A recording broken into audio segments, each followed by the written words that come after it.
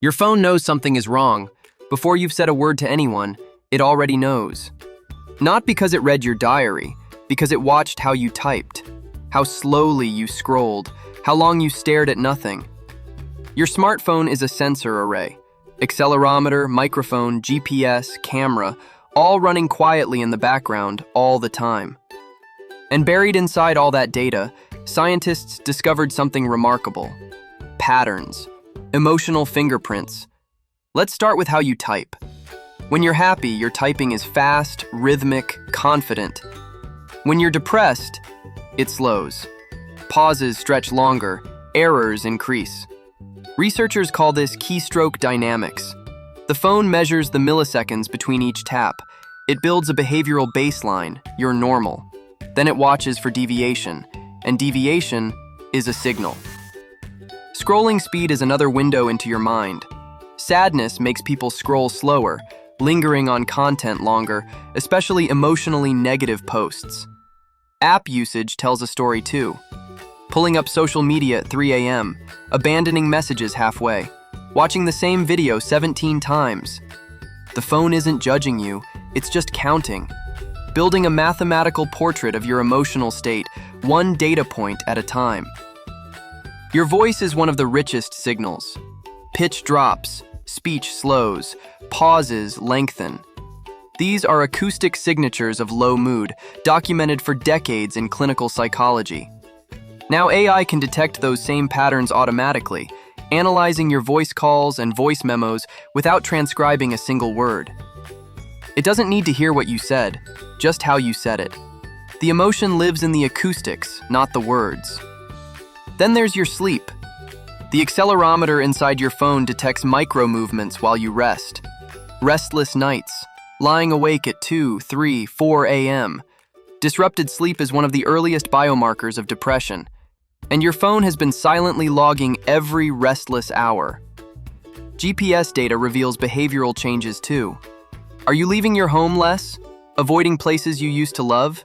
Social withdrawal, mapped in coordinates. Researchers at MIT and Harvard have shown that location data alone can predict depressive episodes with over 70% accuracy. 70% from coordinates alone, before you felt the weight yourself.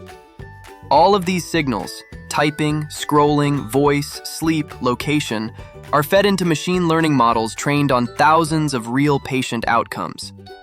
The result is a system that watches you, constantly, invisibly, intimately, and it may understand your emotional state better than you understand yourself. Researchers at Harvard and MIT have already validated these models in clinical trials. One app, MindStrong, passively monitored phone behavior and predicted depressive episodes days in advance.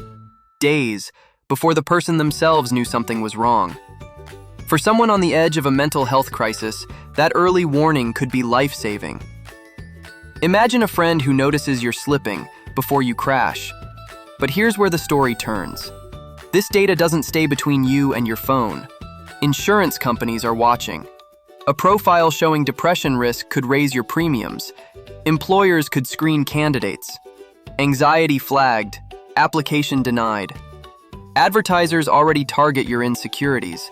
Emotional data would hand them a scalpel. Your vulnerability, monetized.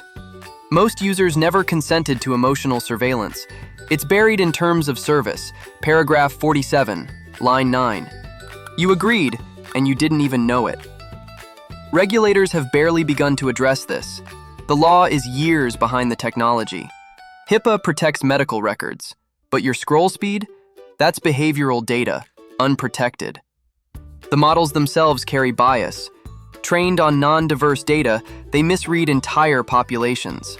A false positive flags a healthy person. A false negative misses someone truly in crisis. The stakes of getting this wrong are not abstract. They are human lives. And yet, the potential is undeniable. Depression kills. Early detection genuinely saves lives. We're caught between a tool that could heal and one that could be weaponized against us. The question is no longer whether your phone knows you're sad. The question is, who else does? Your phone may be the most intimate portrait of you that has ever existed. It knows your rhythms, your silences, your spirals. And somewhere in a data center, that portrait is being studied. Not always by someone who wants to help you. The technology is real. The stakes are real.